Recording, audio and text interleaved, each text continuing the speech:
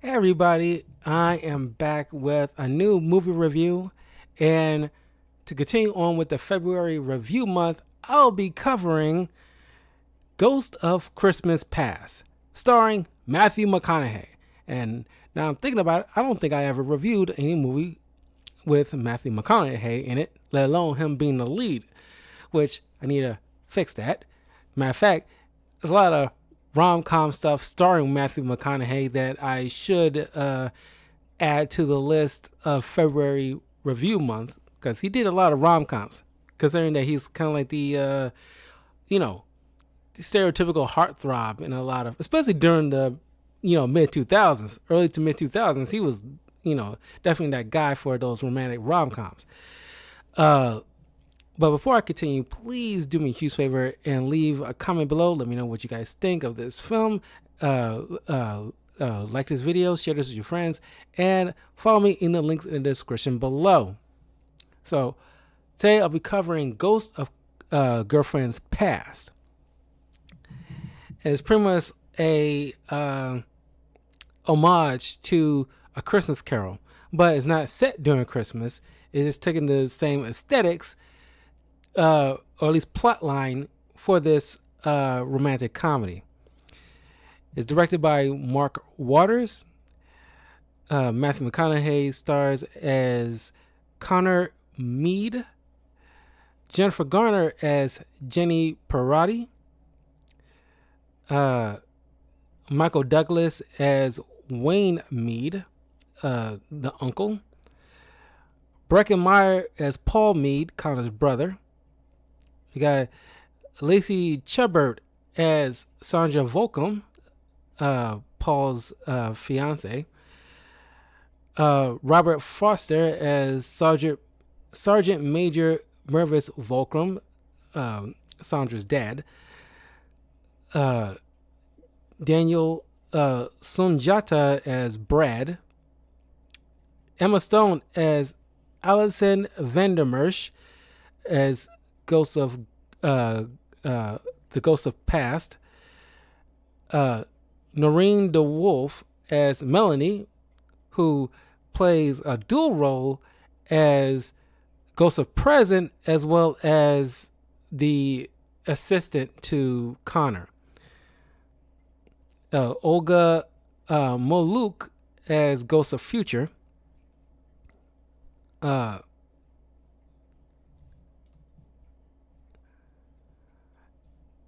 we've got Annie Archer as Vonda Volcom, who is the mom of Sandra.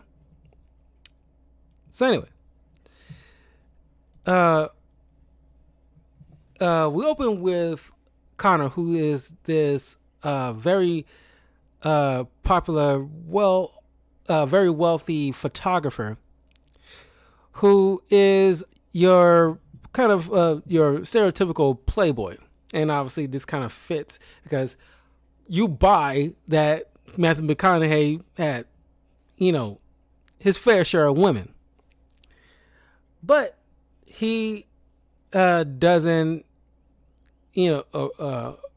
believe in love or marriage, despite the fact that he is invited to the wedding of his only brother.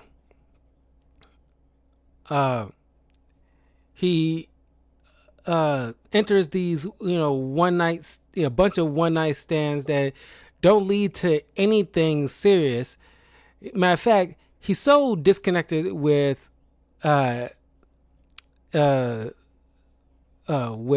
his female partners, the fact that he, breaks it off with the last three he hooked up with all at once in one video conference call, which shows how shallow it is, despite the fact that he's about to bang Christina Milian in a few minutes, who has a cameo in this. So he arrives at his late uncle's mansion as the rehearsal is about to go on. And of course, he's trying to give his brother like an out and everything like that, because he loves his brother and everything like that. But you know, everybody's looking at him. Well, it's kind of weird because Paul's groomsmen all look like stereotypical nerds, his work buddies. And it's like, you don't have no normal guy friends. But I guess it's supposed to be the comedic thing. But they look at Connor like, like an, kind of like the Tom Brady of bros, who can smash a lot of women. So yeah, naturally, guys respect that because, in case you don't know, not many people can, or at least not many guys can just smash a lot of women the same way somebody like Connor Meade can. Because there are a lot of, I won't say a lot, but there's, there is definitely a certain amount of Connor Meades out in the world. But not a lot of them, because not every guy looks like freaking Matthew McConaughey. Let's be real. So, he's just got great genes. But also the fact that he is very wealthy. He has a good career going for himself. He's very articulate. A tall man. Like a lot of women gravitate towards a guy who's 6 feet plus. And he's very suave, which he had to learn. That's not something that you just have. Like, that takes a lot of work. For even somebody like a Connor in the world, it takes a lot of work. We'll get more into it as we see from Connor's past, but guys look at Connor. It's kind of like the Leo DiCaprio kind of thing. It's like, we look at him like almost like a hero, because being able to sleep with a lot of women isn't easy.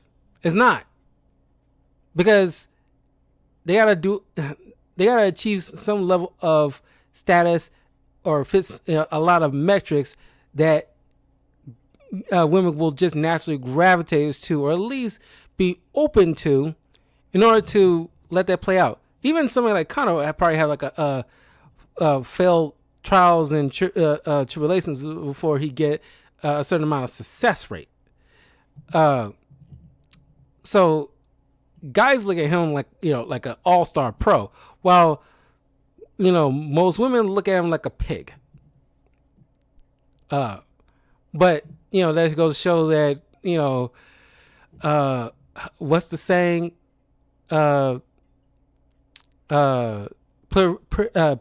Privilege is invisible to those who have it.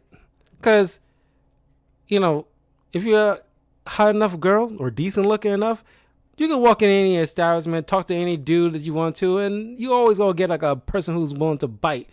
It's like you don't have to put in, as much work as a guy naturally has to, because we are normally the ones who initiate. And we have the ones to have to be charming, have to know how to talk to women, have to be witty, confident, but not too confident, because that also turns off women. We have to be funny, which, like I said, we'll get into later on. But we have to fit a lot of these metrics in order to even have a chance. So, of course, that's why there's like opposing viewpoints about Connor as soon as he shows up. But of course, the bridesmaids, 2 of which hooked up with him, and the third one wants to hook up with him too, which you would think it's like, well, like I said, it's the status and the handsomeness and, just the debonair attitude that women just naturally gravitate to, despite, because that is the polar opposite to most guys. Like, a lot of guys will be hard pressed to mess around with a girl that they know their boy already messed with. It's like too close to home, especially if they know that the other guy is smashed? Because it'll be different if they didn't know. But if they do know ahead of time, they won't be like so quick to like hook up with a girl they know their boys kind of smashed before. But I'm not saying girls would be, will necessarily do so either. But if the guy is hot enough and he got it going on, there is that possibility they will ignore their like any rational thinking on they will have on any other day, because they will typically let that guard down for your typical bad boy. They will break their rules for a bad boy. Typically, it's just like, you live long enough, you'll see that as a commonplace thing. More often than not, I should say. It doesn't, it means that every woman has done this, but it's just more common. Yeah. But anyway, because I was kind of shocked. It's been a while since I've seen this film, and I'm just like, man, things don't change, do they? And the fact that, one of the bridesmaids is outwardly, admits that she wanted to sleep with a guy that she knows her other bridesmaids have messed around with. It's kind of wild to me. But then you see Jennifer Garner's character, Jenny, ironically, who knew Connor and Paul when they were little. They were childhood friends, and somebody who actually managed to, at once before captured the heart of Connor once before, but it just never worked out. And at the rehearsal dinner, while Paul wants, Connor to be like the, wedding photographer and give like a toast, because, they're the only family that, each other has. That's why there's like more so people that is on the bride's side of the family. But Connor is like drunkenly give his, own point of view about love and marriage is like, is all hogwash. It's just a fleeting feeling, and this doesn't mean nothing. So like, I don't believe in this, institution. But it shows you where his mind is at. So as he goes to the bathroom, he is greeted by his late uncle, Wayne, who kind of idolized as like his personal mentor, who taught him the ways of getting women. And he likes the mansion because he remembers all the wild parties and orgies that his uncle used to have in this place. And it's like he has fond memories of his uncle. But his uncle tells him that, he doesn't like how things are shipping out for Connor, who he calls Dutch, in like a loving nickname. But he'll be visited by three spirits, and you'll be feeling things that you never felt before, like these feelings. You'll be feeling certain feelings you never felt before. But it's for your own good. So, while expecting one of the bridesmaids, after he kind of tried to hit on the would-be mother-in-law, who is divorced from the dad, very smooth, honestly. As you watch this, how he tries to lay down the smooth talk with her. It's very smooth, but she politely turned him down, and respectively, and this is how it needs to be done for you guys. Is like, even if she turns you down, you move on to the next girl. There's always gonna be another girl you can try to, like I said, it's a numbers game. There's always gonna be a girl you can always try to talk to. You gotta, take a swing. Even when you strike, it's not gonna be the end of the world. It's gonna suck for a few minutes. I've been there. We've all been there. But there's always gonna be another girl you can try again. So that's where that one bridesmaid, that who he stupidly in a drunkenly let slip that Paul slept with one of the other bridesmaids. So one of the three bridesmaids, well, four technically, because Jenny's one of the bridesmaids, but one of the bridesmaids ended up not only sleeping with Paul, but also slept with Connor. So she kind of like double dipped into the gene pool. It's like, what the heck, woman? But,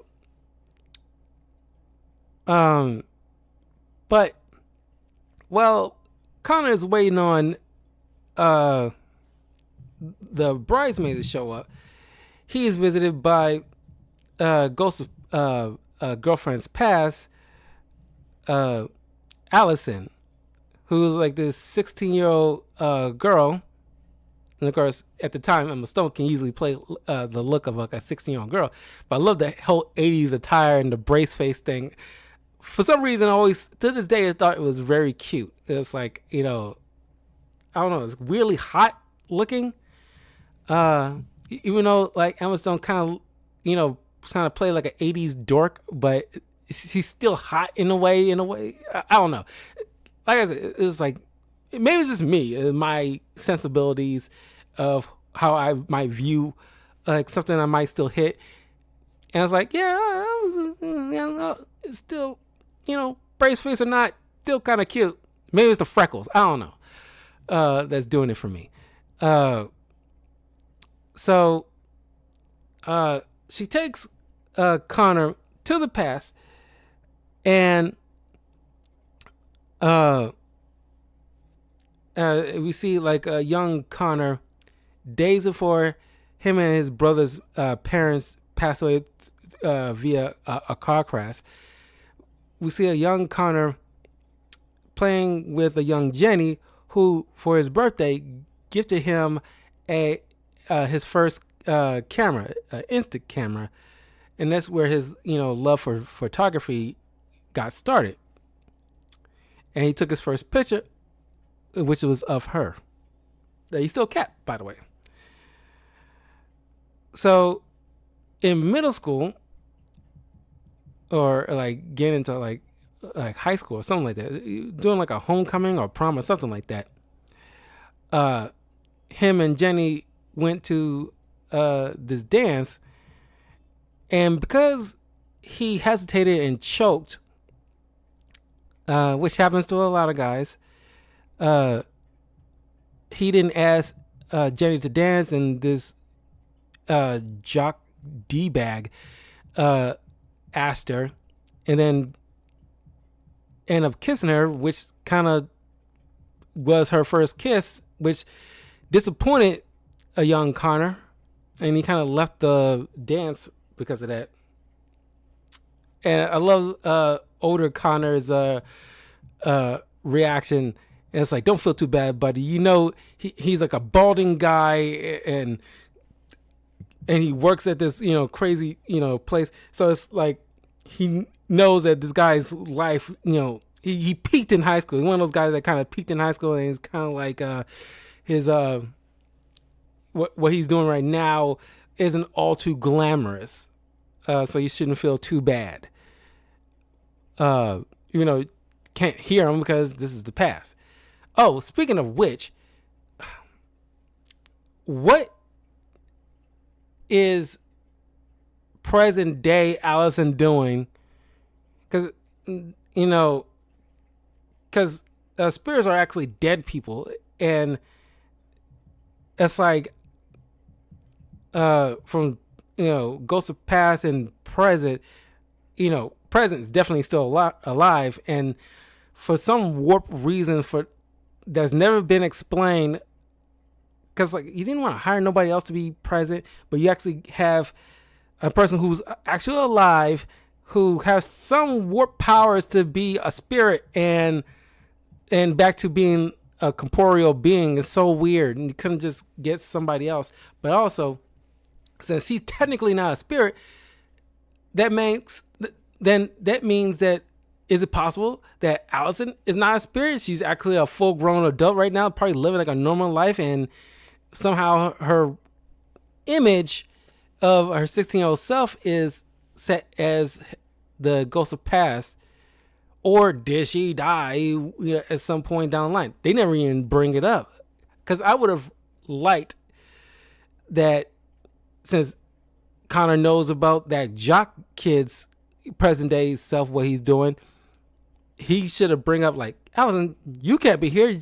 Like, you live in Wyoming with a wife, with a husband and a couple of kids. What are you doing here and looking like this? Blah, blah, blah.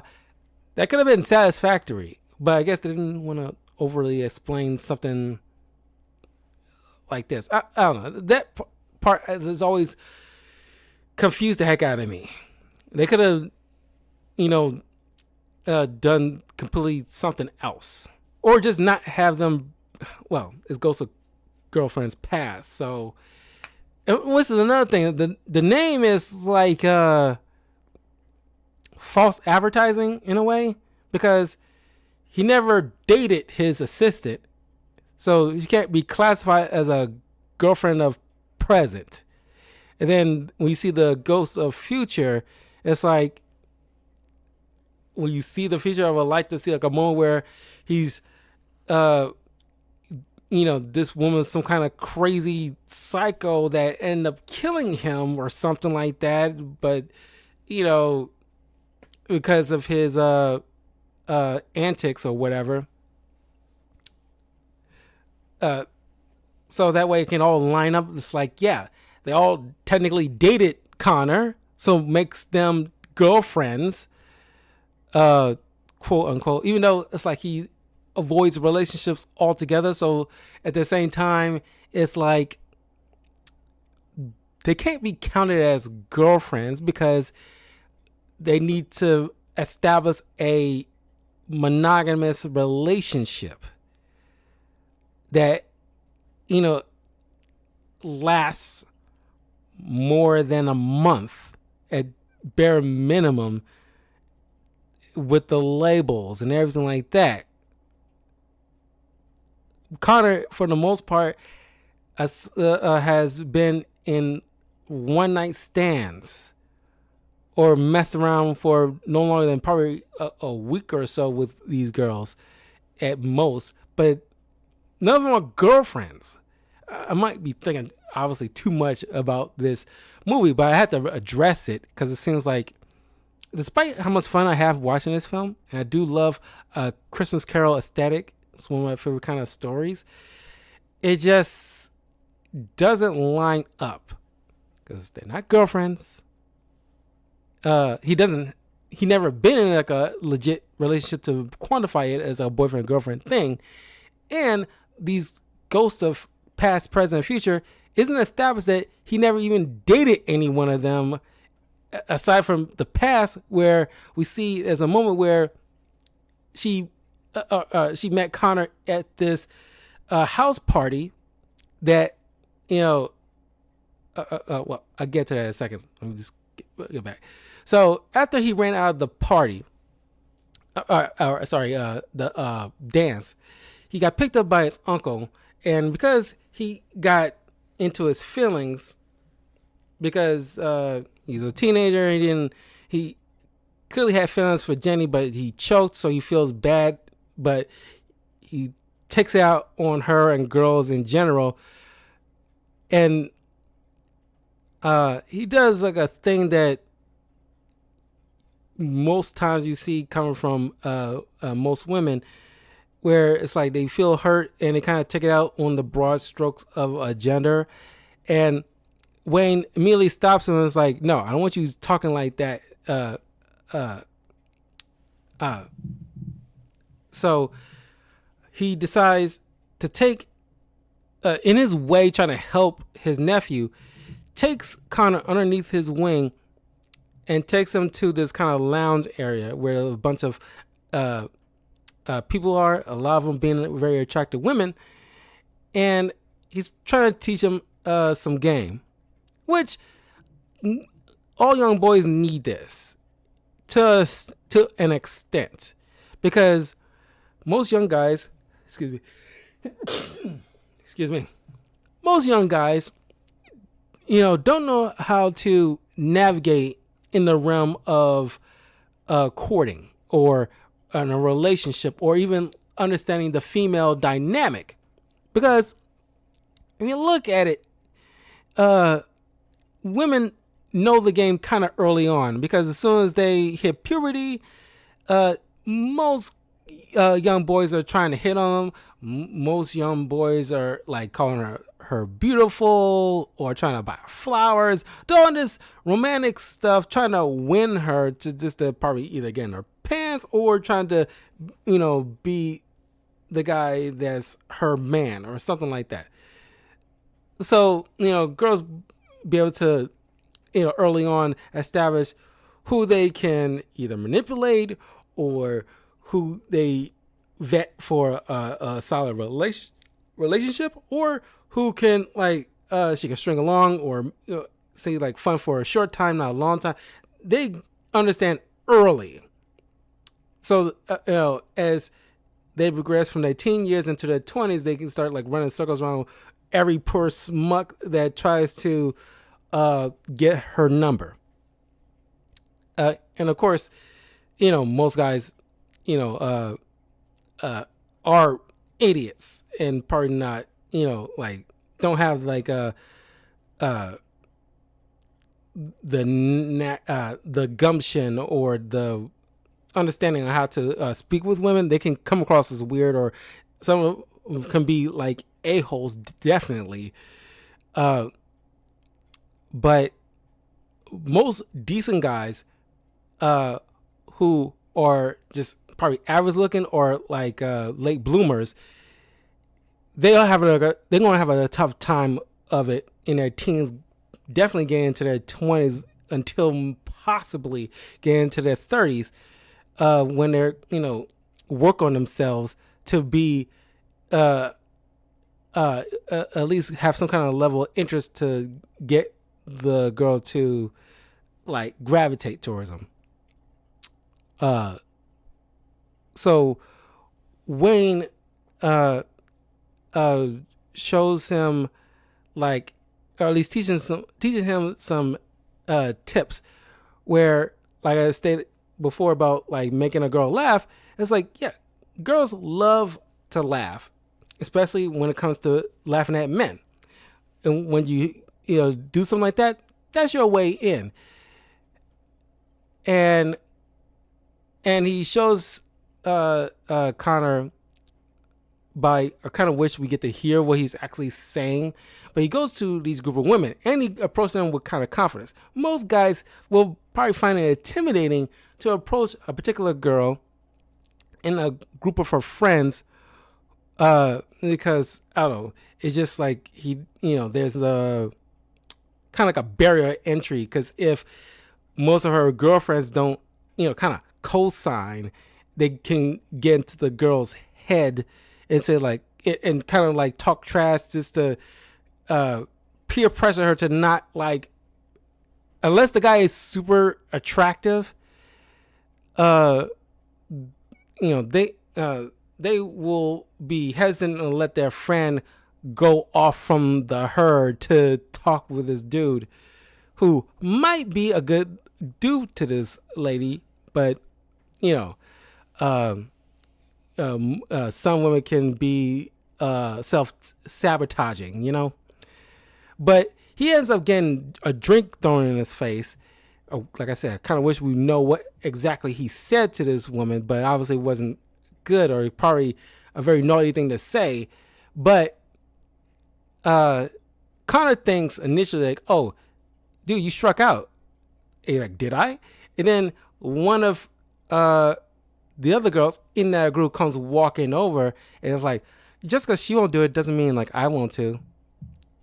And it's kind of like, yeah, it's, like I said, it's a numbers game. And just because one girl won't go for it doesn't mean there's another girl that, it doesn't mean there won't be another girl that will, that won't either. It's like this, you know, if you approach with confidence, because there's like a barrier of fear for most guys, but you got to at least get beyond that. Not saying that it's always going to be a guarantee despite you coming at a girl with confidence, but you go there, introduce yourself like a normal person. Don't have to lay down some stupid slick line. Just say, hi, I'm so and so. I'll buy you a drink. Like as Wayne puts it, and it's kind of very true. Compliment the girl like anything like above her head. Like, oh wow, you seem smart, or like I like your like eyeliner or whatever that comes to mind. Just to generate confidence. Now it kind of helps that the girl can be open to communication, because a lot of them will just try to find any excuse to kind of write you off. So it kind of helps if a girl to be a little bit more open to at least give a guy a couple of minutes of her time, just to give him a chance to actually establish some kind of rapport.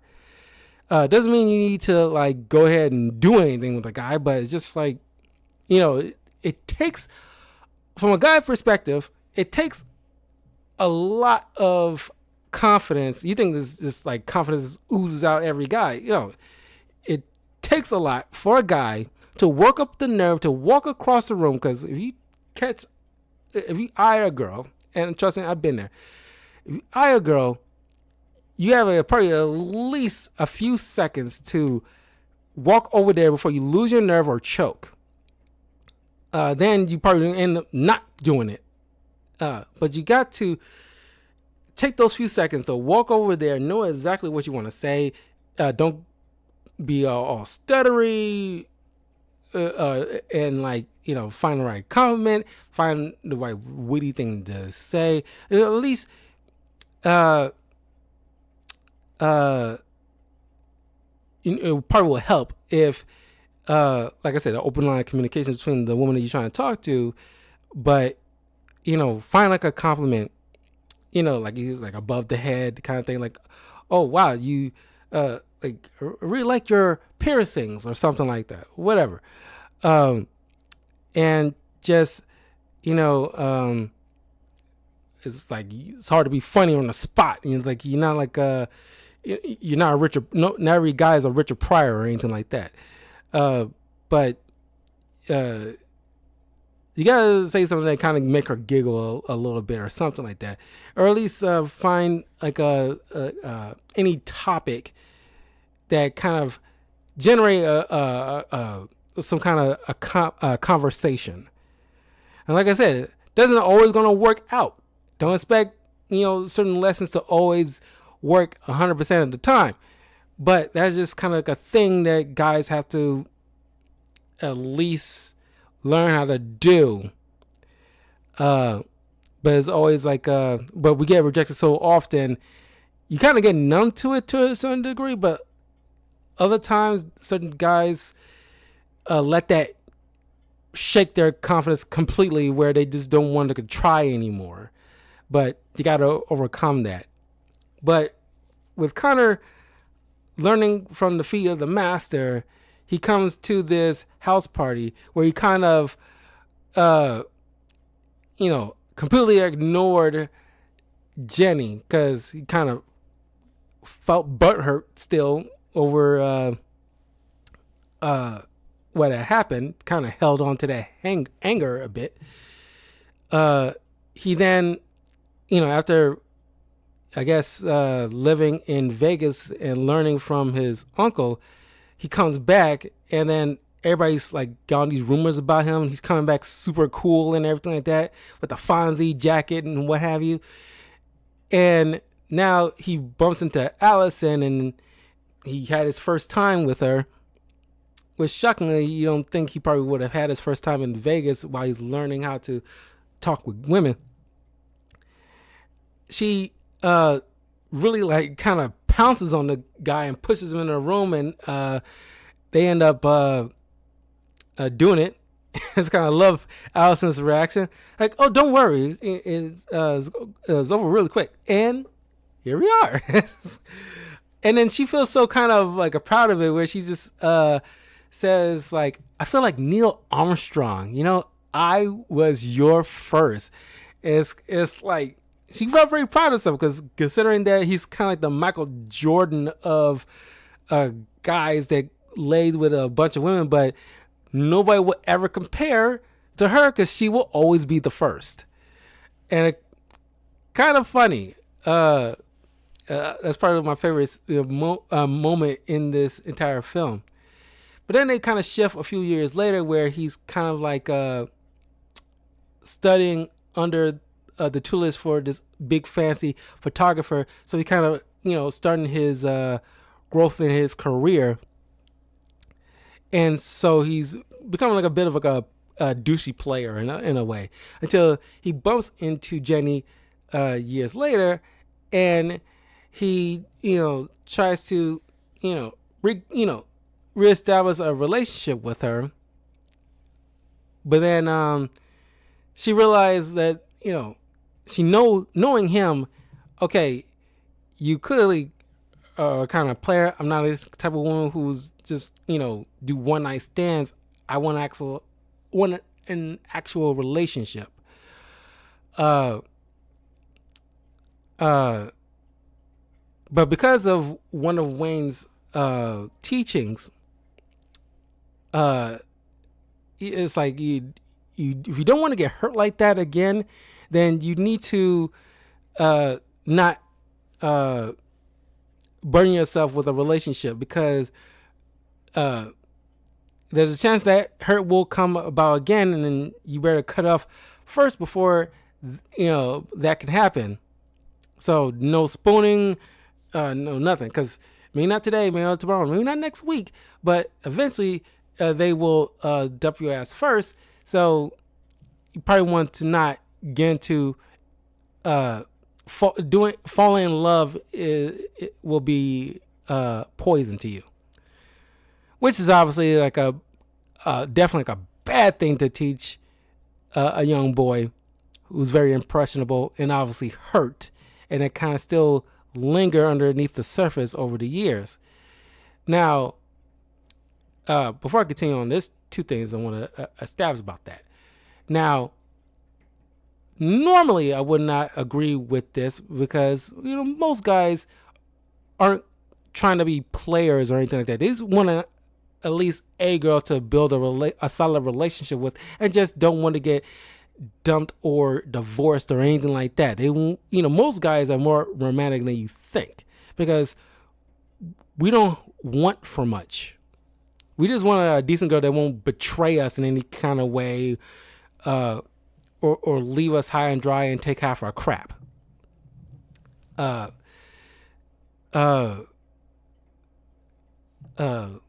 We want work and have a family, and we're pretty much satisfied with that kind of stuff. But unless a guy actively just don't want to have a relationship altogether, then yeah, this part will be a good idea. But to teach a kid, but we don't know, because of course young 20-something boys don't want to be tied down to, like the idea of not being tied down with one girl,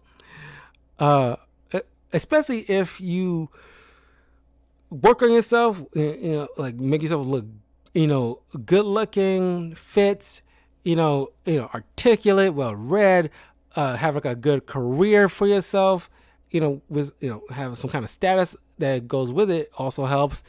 So, most guys in Connor's position will exercise that, because it's catnip for most women.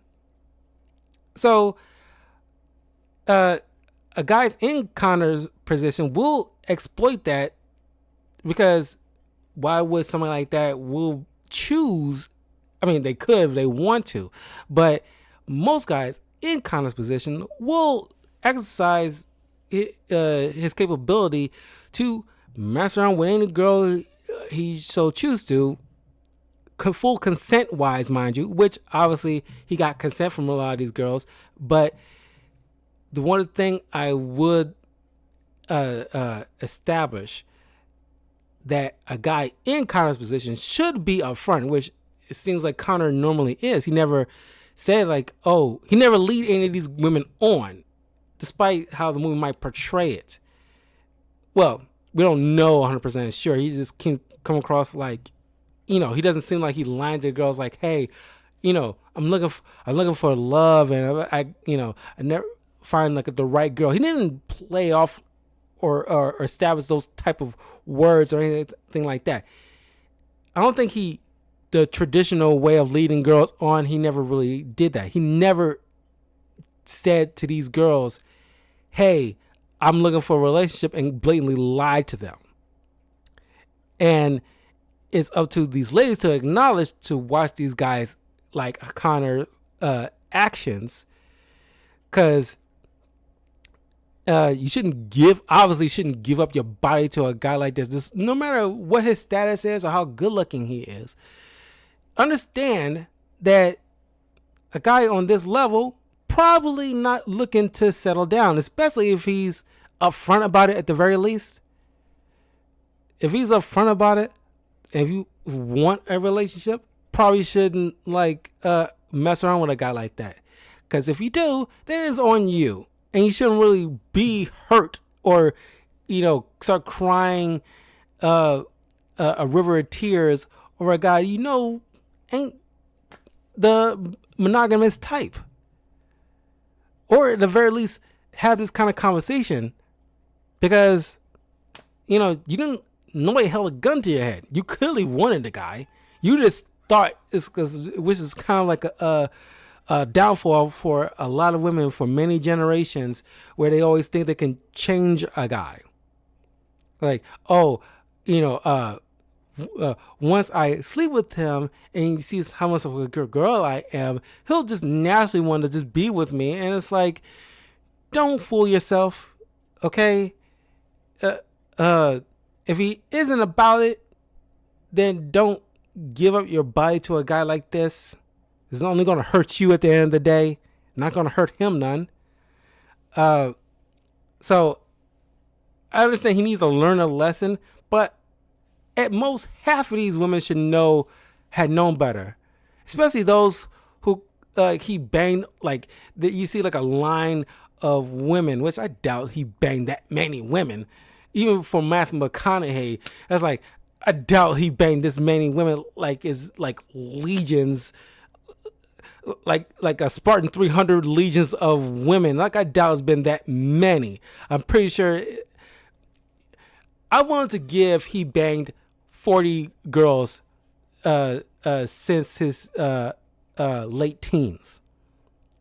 40 or 45 women at most. They make it seem like it's legions.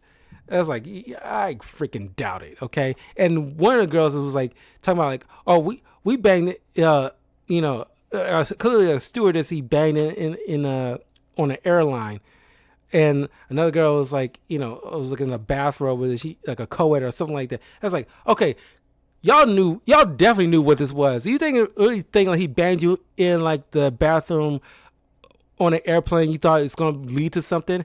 Most of these women shouldn't be here, in my opinion. Because he wasn't a relationship type. None of y'all are girlfriends. He didn't slap that label on that with any of you. The closest one was probably Jenny, which goes to pass, show that through this montage of that, since she actually made him work for it, and they had some fun together, dinner, and going out together and taking photographs and what have you. Clearly having a great time. And then one night, it actually happened. They, hooked up. He tries to sneak out, and she tells him like, don't do that. And like, I know, don't, run away. Like, go on, stay here with me. So he lays down, but then once she finally fell asleep, he realized that he's actually spooning, which is something that his uncle said it was probably not a good idea, because once the spooning starts, that's when like, oh, it's gonna start getting serious. So you want to avoid that hurt. You better get out of there now. And when he does, this upsets Jenny, obviously, and this kind of erodes that kind of relationship and the trust that she once had with him. So going back to the present, obviously going through some level of trauma, going through all his past and his the hurt that he felt and what he did to Jenny obviously bothered him a lot. He tries to drink straight from the champagne bottle, but the cork popped off and knocked loose a stand on the wedding cake, which destroyed it.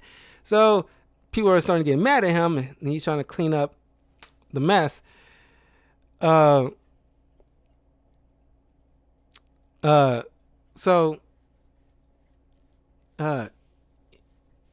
he tries to leave, but then he visited by the ghost of present, which is Melanie, his assistant. Like I said, very confusing why she's also like a spirit and never explains why. Couldn't get just a different person that he technically dated to be the ghost of present.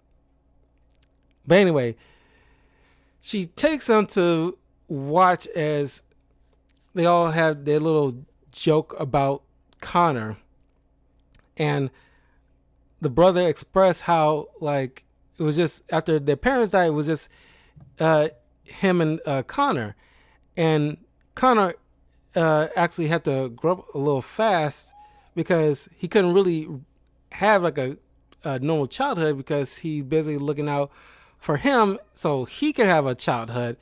So it's always been, them with this, they had this like lines like me and you against the world kind of situation. So it's a very well acted scene from Breckin Meyer, where he even got like a lot of those women to feel bad for Connor. And then one bridesmaid made some kind of comment about Jenny as she's walking in about like, her fawning over Connor as soon as he got here kind of thing. Kind of read the room about how she's been acting since Connor been here, but she didn't take it all too well. So Connor sees her and Brad, who's been like a guest, an invited guest that Paul's fiance tried to set up for Jenny. And of course, he seems like one of those like cool dudes, which I kind of appreciate. He's not like a smuck that is supposed to be adversarial towards Connor at all. None of that mess, which I appreciate, because any low quality writer will easily have written that to be the he's just the d-bag guy who's obviously is a bad dude who's trying to aggressively push himself on Jenny without her consent, or that Connor has to knock out in the middle of a room kind of thing. It's like none of that cliche mess. He's just a decent dude that obviously it's not going to work out between the two, so it's no harm, no foul. But Connor, look at it as like, oh my God, I'm pushing these two together. Ugh. So then Melanie takes him to her house where Melanie is hosting a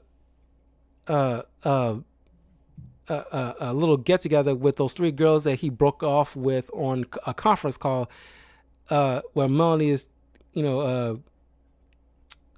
talking crap about him, saying like, "Oh, this guy, is probably going to wake up alone which is something that everybody's kind of been pointing out to him, that you don't have nobody, and you will, obviously will end up being alone. Because at the end of the day, what do you have? Because even his uncle points out, like, eventually the party will be over, and you'll have nobody to, like, find your socks or whatever, how he put it. So he ends up back, in the present, and then he hears like a fight going on when it got out that one of her bridesmaids slept with Paul, and she kind of like taking it out on Paul, even though Connor trying to intervene in the sense like I don't know why you mad at him. Like, she also did it. Why you ain't taking it on him? Mind you,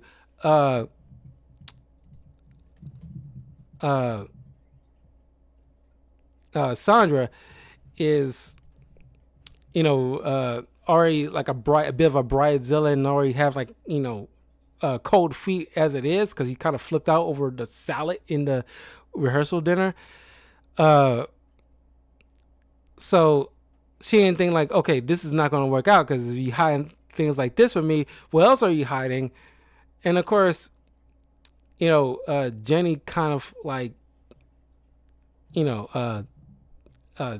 going off on Connor, saying like, oh, because it's probably because of your teaching and how you come about, it's probably orchestrated all this, and you probably got into your brother's head, and they end up doing this in the first place, kind of leaving this kind of domino effect, which kind of puts the blame on Connor.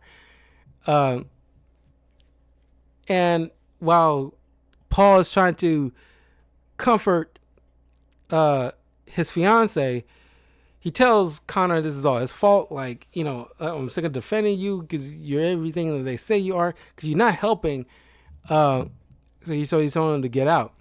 So he packs his stuff, he leaves, and he bumps into Ghost of Future, who shows him the wedding of Jenny and that Brad guy, and he sees that his brother is still alone, never got married, and see him getting old and showing up to Connor's funeral by himself because nobody else is there. And so as Wayne pushes Connor into the grave, getting buried alive by all the women that he messed around with, he's like, I could change.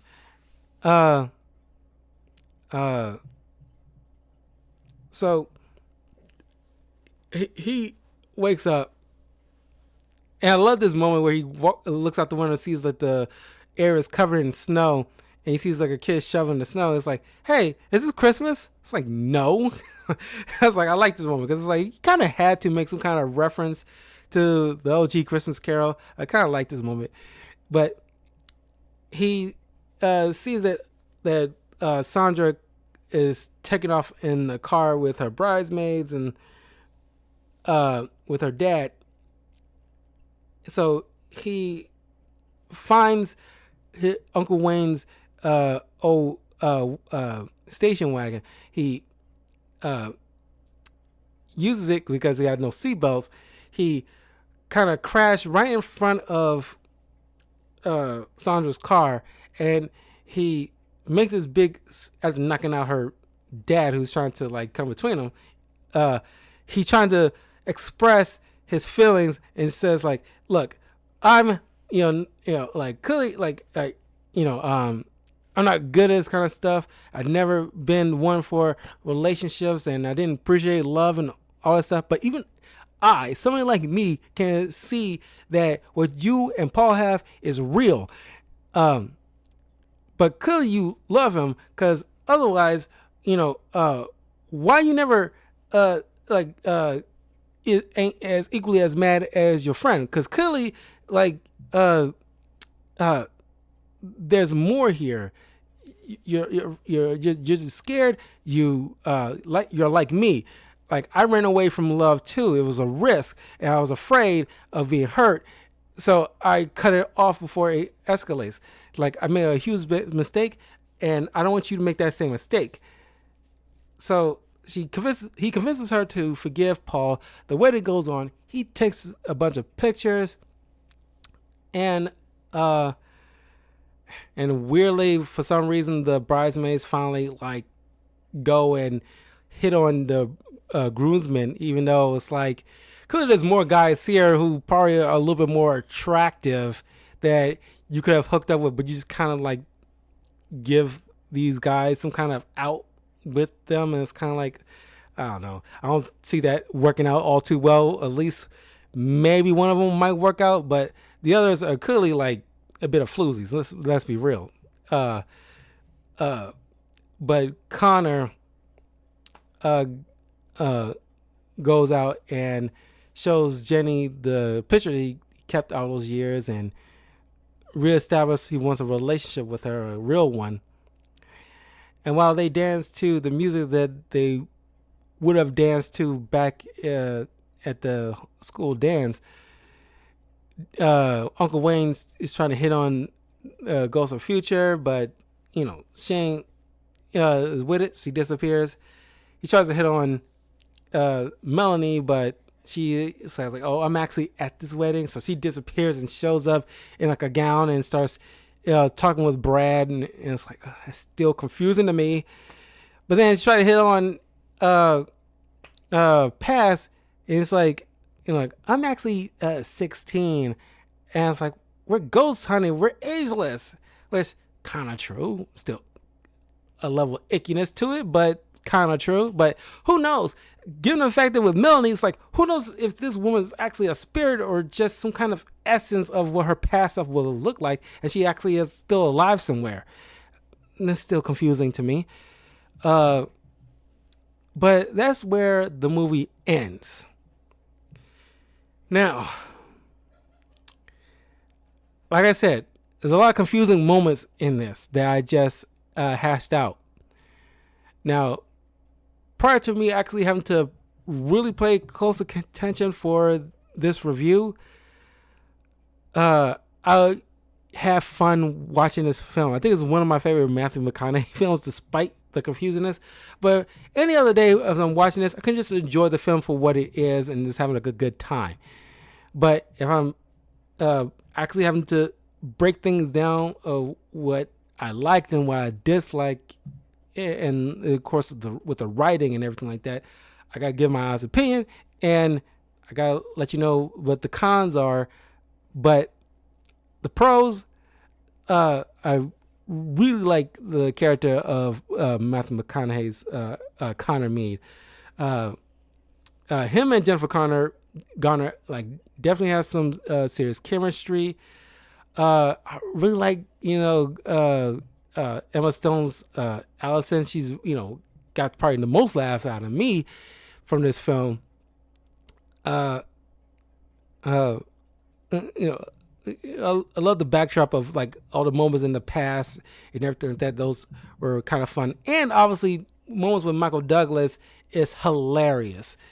And of course, he's always been like a suave dude, and he's always been that cool dude. So he plays the whole Marley version, the whole Marley variant very well, more of like a cool one. So yeah, I love this kind of different take on Ghost of Christmas Carol. It's played very well, and they don't have to do anything too hacky about it. They don't need to make some kind of hacky reference to like wait a minute, like I'm not no Scrooge or about this. This is about this and that and the third. It's like don't confuse him with that guy. And ain't this from a book, or I seen the movie, or none of that crap. They didn't have to do all that kind of crap. They just played it straight. But yeah, like I said, this is just fun. It's like a good fun rom-com movie. But if you've seen Ghost of Girlfriend's Past, let me know in the comments about what you think of it. I'll see you guys next week for another movie review for the month of February, to keep in line with, Valentine's Day, which is tomorrow technically, or today technically, but also Black History Month. So we'll make sure that we keep up the themes. So next one will fall in line with like a good black lead role. So look forward to that. And I will see you all tomorrow with more gameplay of Marvel Rivals and more FF15. So look forward to that. And I will see you all soon. Take care. Peace. Oh, leave a comment below. Let me know, what was your favorite Matthew McConaughey film? I'm curious to know. Now, I will see you.